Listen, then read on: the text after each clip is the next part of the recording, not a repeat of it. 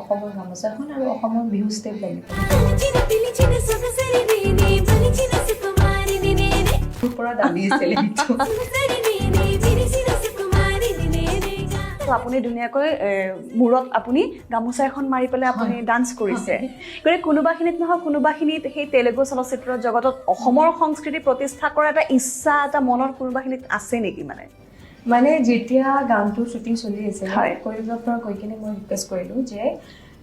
এই গানটোত সেইটো মোৰ ইন্ট্ৰডাকশ্যন ছং আছিলে আচ্ছা মই ক'লোঁ যে এই গানটোত মোৰ অসমৰ গামোচাখন আৰু অসমৰ বিহু ষ্টেপ লাগিব ষ্টেপ সেইটো আপোনাৰ পৰা দাবী আছিল যে এনেকুৱা লাগিব মোৰ পৰা দাবী আছিলে সেইটো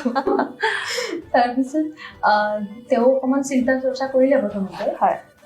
মানে আমাৰ তেলেগু অডিয়েঞ্চখিনি কেনেকৈ ল'ব এনেকৈ ভাবিছিলে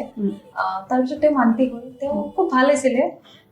মোৰ কথাখিনি মানে সন্মান দিলে তেওঁ ভাল লাগিলে তাৰপিছত তেনেকৈ আহিলে গামোচা